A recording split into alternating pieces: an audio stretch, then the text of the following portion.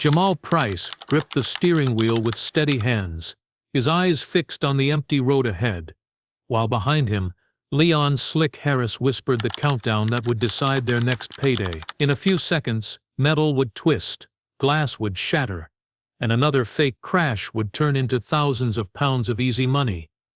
They weren't reckless drivers, they were architects of chaos.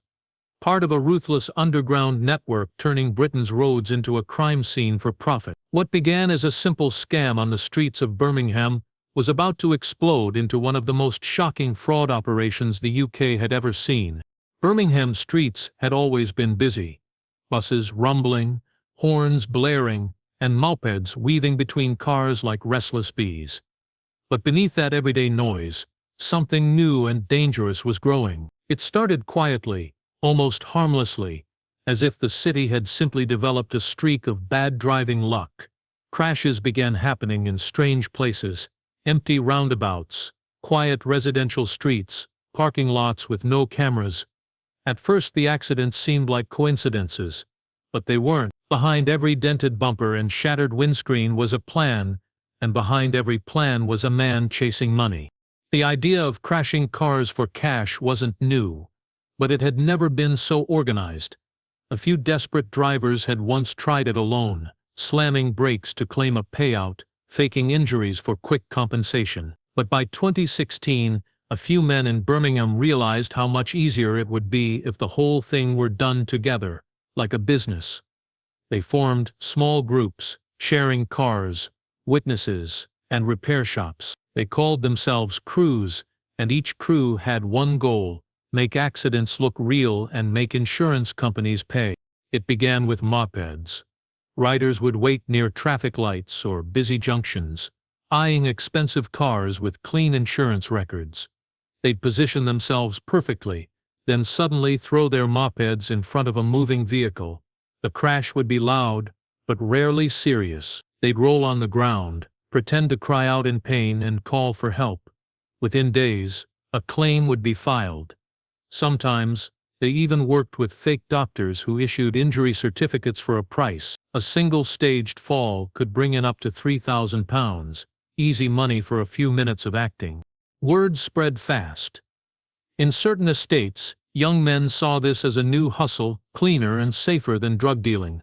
No weapons, no police chases, just paperwork and lies. The streets became hunting grounds for targets, drivers with expensive insurance, company cars, taxis, and delivery vans. Victims were confused, frustrated, and helpless, unaware that they had just become part of a scam. Soon, local garages got involved.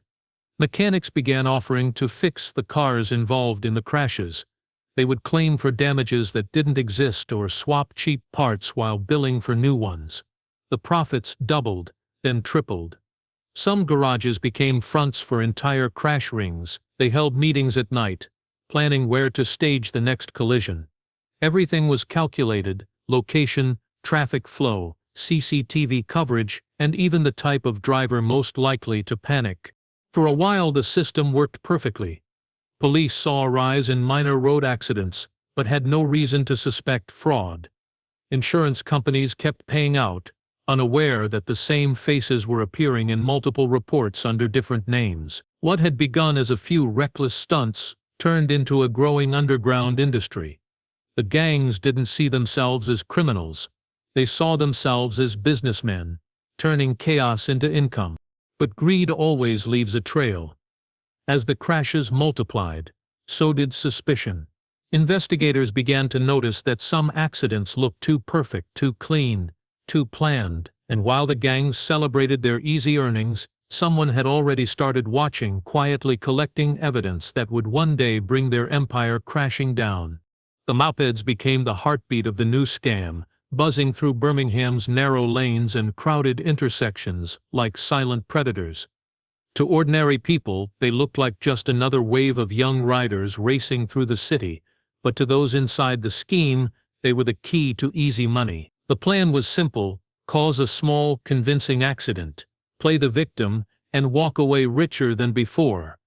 It was a performance that demanded timing, courage, and a touch of recklessness. Each crash had to look real enough to fool insurance investigators, but gentle enough to avoid serious injury. The riders would pick their targets carefully. They hunted for vehicles that looked expensive but were driven by cautious, law-abiding people, the kind who would panic at the sight of a crash and never question blame. Luxury cars, company vans, and older drivers were prime choices. The moped would zip ahead, cut sharply into the car's path, and suddenly stop or swerve. The driver would have no time to react. The collision would happen in seconds. A loud bang, a fall, a cloud of confusion. Within minutes an ambulance would arrive, followed by police officers who saw nothing unusual. The rider would be taken to hospital, clutching their leg, while someone from the gang photographed the scene to use as evidence later. The gangs used fake names, cheap mopeds with swapped number plates, and pre-written witness statements. Every detail was designed to make the accident appear genuine. Some riders became local legends, known for their ability to crash spectacularly and still walk away without a scratch. They bragged about their performances, comparing bruises like trophies. Every successful claim added thousands to the gang's shared pot, split among those involved: the rider, the mechanic, the witness, and the fake doctor. It was a network of lies stitched together with fear and greed. As the profits rolled in, the number of crashes skyrocketed. In a single month, some gangs staged over 20 accidents across the city. They expanded beyond Birmingham, spreading into Manchester, Leeds, and London. Young men from struggling neighborhoods joined in, drawn by the promise of fast cash. Some didn't even know the full extent of the fraud. They just followed orders, rode their mopeds into traffic, and trusted that the payout would come. Others grew bold, faking more dramatic injuries, wearing neck braces and arm slings to court hearings, pretending to limp while collecting sympathy and compensation. But greed brought carelessness. Not every crash went as planned. In one case, a moped rider misjudged the distance and slammed into a car too hard, breaking his collarbone. Another time, a driver fought back, showing dashcam footage that proved the crash was staged. Rumors began to spread that insurance companies were hiring private investigators. The gangs laughed it off at first, confident in their tricks, but the pressure was beginning to build. The mopeds that once brought them fortune were starting to draw attention. What began as an easy hustle was turning into a dangerous game. With every crash, the risks grew higher.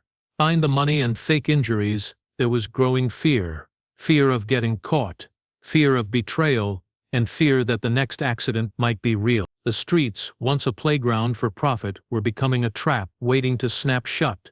By 2018, the game had changed. What started as small-time moped stunts had evolved into something far more organized and profitable. The gangs were no longer satisfied with minor collisions and a few £1,000s per claim. They wanted bigger payouts, faster results, and more control. That was when the so-called crash crew was born, a group that turned staged accidents into a full-scale business empire. They no longer relied on chance encounters or random targets. Every crash was planned, rehearsed, and executed with precision. The crash crew had structure. At the top were the organizers, men who never showed their faces at the scenes but handled everything behind closed doors. They found the cars, arranged the insurance, and coordinated the fake witnesses. Beneath them were the drivers, skilled at making a crash look natural. They practiced timing, learning how to brake at just the right moment, how to turn the steering wheel to make an impact appear unavoidable. The lowest level included mechanics, fake doctors, and paperwork handlers, who turned chaos into clean, believable claims. Every member had a role, and everyone got a cut. Their operations spread across multiple cities. They used rented cars, stolen number plates, and fake identities. Some vehicles were already damaged before the crash, but the gang would make it seem like a fresh accident. They even created fake victims, passengers who claimed injuries they never had. One accident could generate 5 or 6 separate claims: whiplash, neck pain, emotional trauma, and car repairs. A single staged collision could bring in over £20,000 once all the false paperwork went through. The gangs grew bolder, They began crashing two cars into each other deliberately, often at low speed but high heavily. It had to look real enough for witnesses to believe. Sometimes they'd stage the crash during rush hour, counting on traffic cameras and bystanders to add authenticity. They even used social media to find people willing to act as witnesses or passengers for a small fee. For every successful claim, the crash crew celebrated like businessmen closing a major deal. Money came in through fake repair garages, bounced through multiple accounts, and was eventually withdrawn in cash. Untraceable, easy to hide. But the success brought arrogance. The same names appeared in different claims, and the same garages kept collecting payouts from multiple insurance companies. Investigators started noticing patterns: identical handwriting on reports, duplicate injury photos, and repeated witness statements. Still, the crash crew believed they were untouchable. They operated in the shadows, changing locations and cars frequently. Many members lived modestly to avoid suspicion, driving old vehicles while secretly hiding stacks of cash in storage units. The scam became so big that it drew in people from outside the original gang. Taxi drivers, delivery men, even insurance clerks began helping in exchange for a share. It was no longer a street hustle. It was a multi-city network built on deception. The crash crew had turned Britain's roads into their stage, and insurance fraud into their currency. But as their operation grew, so did the cracks in their careful facade. Every new recruit was a potential leak, every crash a risk of exposure. The empire that had risen from fake collisions was beginning to drive dangerously close to real disaster. The night was cold and silent when everything changed for the crash crew. What was meant to be another easy job turned into a nightmare that would haunt them forever. They had chosen a quiet stretch of road on the edge of Birmingham. No CCTV, no nearby houses, and little traffic after dark. Two cars were lined up for the staged collision, both already dented from previous scams. The plan was routine: one driver would pull out suddenly, the other would hit the brakes too late, and they'd both file claims the next day. But something went terribly wrong. As one of the cars sped forward, a pedestrian appeared out of nowhere, a man walking home from a late shift, headphones in, unaware of what was about to happen. The driver didn't see him until it was too late. The sound of impact was sickening. The man's body hit the windshield, then the ground, motionless. Panic erupted instantly. The other members of the gang ran toward the scene, their confidence shattered. For the first time, they were looking at real blood, not staged injuries or fake bruises. The plan was ruined, and a man was dead. They froze for a moment, arguing in whispers, terrified and confused. Someone suggested calling an ambulance, but the leader stopped them. They couldn't afford police involvement, not with stolen plates, fake insurance, and hidden cash in their pockets. So they did what criminals do best. They fled. They wiped fingerprints, swapped license plates, and vanished into the night, leaving the dead man behind as if he had never existed. When the police arrived later, they found nothing but debris and silence. No witnesses, no CCTV, no clues. The next morning, the story hit the local news. Pedestrian killed in hit and run. The police launched an investigation, appealing for anyone with information to come forward. But no one spoke. The neighborhood was full of fear and silence. People knew something. They always did. But the crash crew's reputation was enough to keep mouths shut. Some locals had been paid off in the past for small favors, and others simply didn't want trouble. The city moved on, but inside the gang everything had changed. The death sparked paranoia. The members began to turn on each other. Some wanted to quit, afraid of another disaster. Others pushed to keep going, arguing that stopping would draw suspicion. Trust started to crumble. They couldn't meet in public anymore, couldn't use the same garages or doctors. The walls were closing in. Every sound of a siren made them glance over their shoulders. Every new face in the neighborhood felt like a spy. Despite the fear, greed kept them going. Within weeks, they were back on the road, staging smaller crashes and pretending nothing had happened. But the accident had left a permanent mark.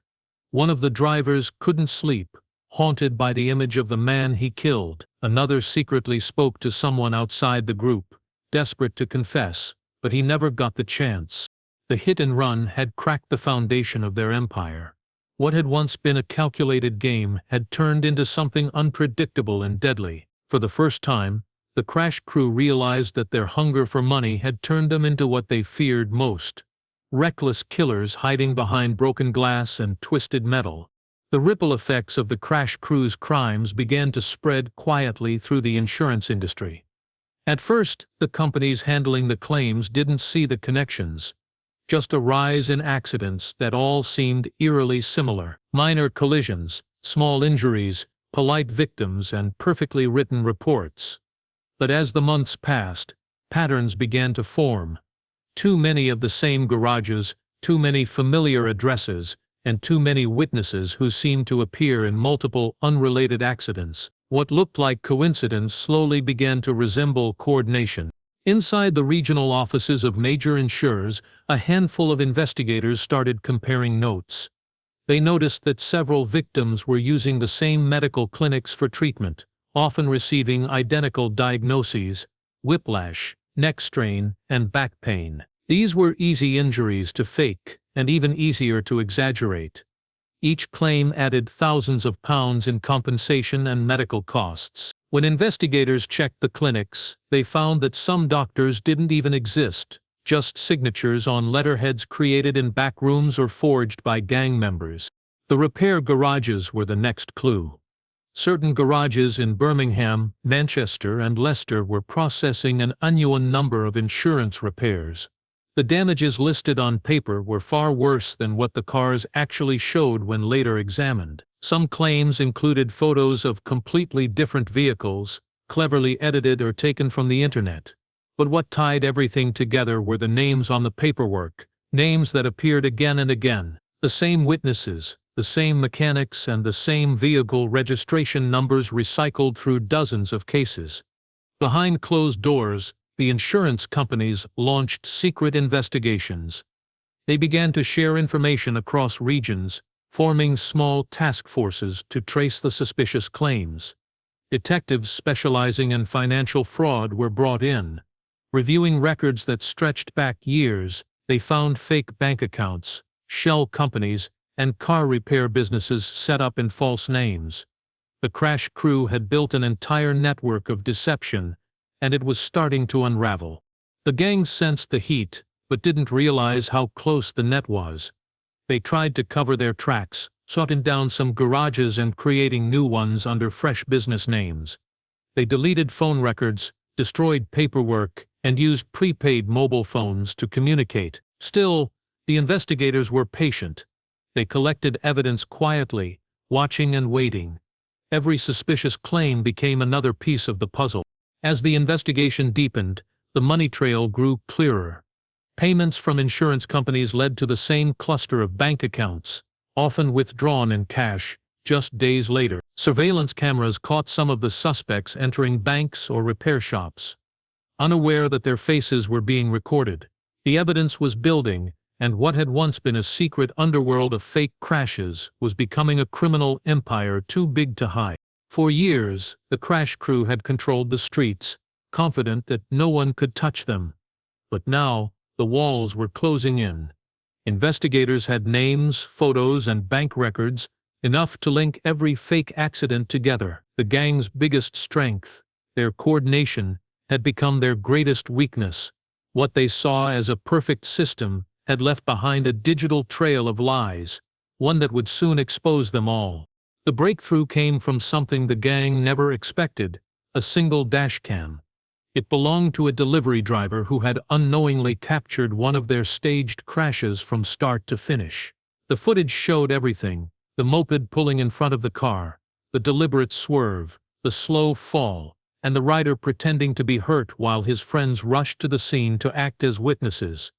For investigators, it was the missing piece they had been waiting for. It proved that the crashes weren't accidents at all. They were performances designed to steal money. The video spread quickly through police departments and insurance networks, confirming years of suspicion. Once the footage surfaced, detectives began linking the faces seen in it to names already flagged in previous claims. The same people appeared in multiple cases across different cities, using fake identities and slightly altered details. The evidence was finally strong enough to move from suspicion to action. Undercover officers were assigned to follow the suspects. They installed discreet cameras near garages and repair shops connected to the gang. The more they watched, the more they realized how deep the operation ran. At night, the crash crew met in deserted car parks and behind shuttered auto shops. The meetings looked harmless from afar, just groups of men talking beside their cars, but the surveillance footage told another story. Hidden microphones recorded them discussing upcoming jobs, fake witness lists, and payment schedules. They spoke in code, but the meaning was clear. These weren't random road accidents. They were pre-planned hits on insurance companies. The same garages that claimed to repair damaged cars were shown repainting already repaired vehicles to make them look freshly crashed. What shocked the investigators most was who the leaders really were. They weren't hardened criminals or gangsters with flashy lifestyles. They were ordinary men, mechanics, taxi drivers, delivery workers, and small business owners. By day, they fixed engines, drove passengers, and delivered parcels. By night, they orchestrated one of the biggest insurance fraud schemes in the country. Some even had families who believed they were working overtime or taking night shifts to earn extra income. The dual lives they led made them harder to catch, and even harder to believe guilty. Over time, the undercover operation gathered enough evidence to map the entire network. Each person had a role. One handled stolen license plates, another managed the fake insurance claims, and a few specialized in recruiting new participants. The operation had become so large that even members in one city didn't know the full scale of what they were part of. It stretched far beyond Birmingham, reaching as far as London and Glasgow. The investigators could see that this was no longer a local crime. It was a national operation disguised as minor accidents. But the closer the police got, the more dangerous things became. Some gang members noticed unfamiliar faces watching them. Others grew suspicious when unmarked cars appeared near their meetings. Tension spread quickly. A few members talked about leaving, but the leaders warned them to stay quiet. Betrayal was the only crime they wouldn't forgive. What the crash crew didn't realize was that the walls were closing in faster than they could escape. The dashcam had started something they could no longer control, and the evidence was now too powerful to ignore. The end came quietly at first, without warning, just before dawn on a cold morning in late October. Across Birmingham, Manchester, and London, dozens of police vehicles rolled out at the same time. It was the start of Operation Torque, the largest coordinated strike against crash-for-cash gangs in the country. After months of surveillance, the police finally had enough evidence to act. Warrants were ready, addresses confirmed, and targets mapped out. The plan was simple: hit them all at once before anyone could warn the others. Within minutes, front doors were smashed open, alarms blared, and the empire that had been built on staged accidents began to crumble. Officers stormed garages, homes, and storage units where fake documents were kept. What they found was staggering. Stacks of false medical certificates, bundles of forged repair bills, and envelopes stuffed with cash. Computers contained records of hundreds of fraudulent insurance claims, each worth thousands of pounds. In one garage, officers uncovered a whiteboard listing names, car registrations, and payment amounts.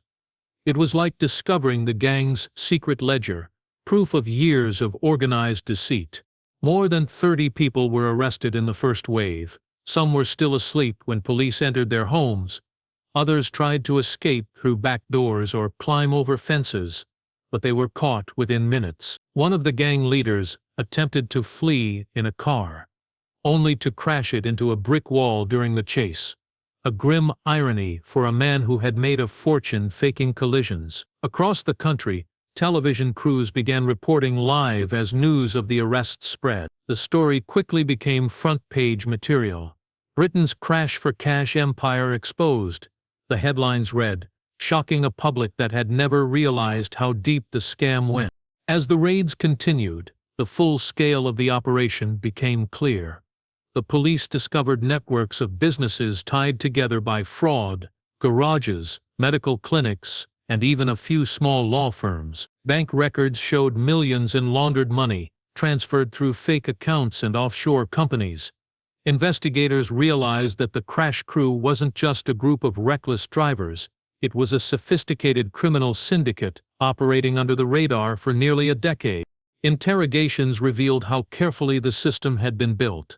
Each member played a small role, so even if one was caught, they couldn't expose the entire network.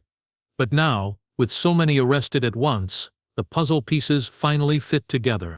Some members began to talk, hoping for reduced sentences. They revealed names, locations, and methods, giving investigators the final confirmation they needed. By evening, the operation was over.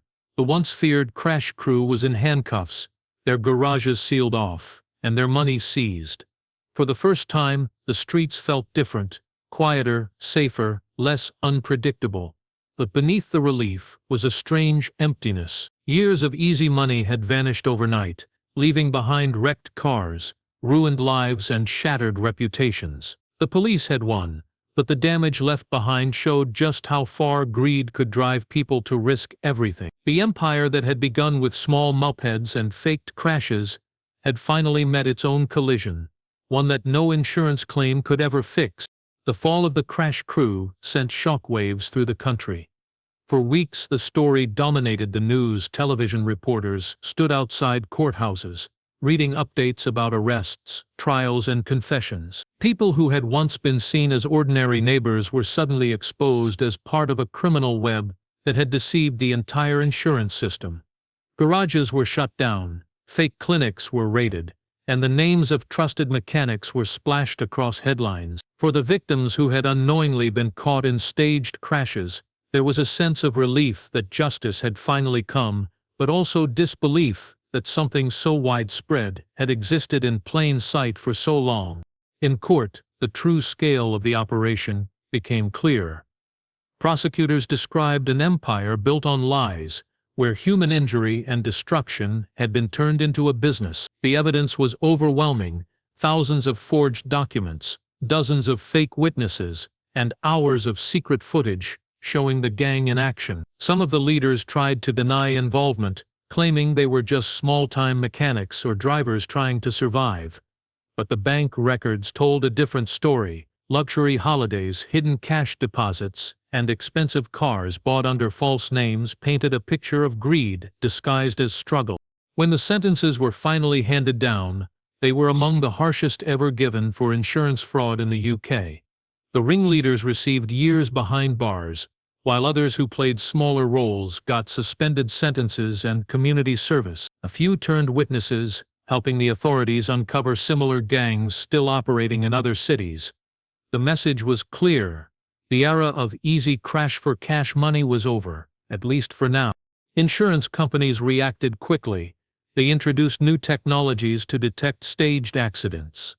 Advanced AI systems that could flag suspicious claims, software that cross-checked names, vehicles, and accident patterns within seconds. Dashcams became more common, and police encouraged every driver to install one. Awareness campaigns flooded social media and television, warning people about staged collisions and how to recognize them. For a while it seemed the problem had been stamped out completely. But time has a way of repeating itself. As months passed, smaller, smarter groups began to emerge. They learned from the crash crew's mistakes. No more large networks, no more obvious patterns.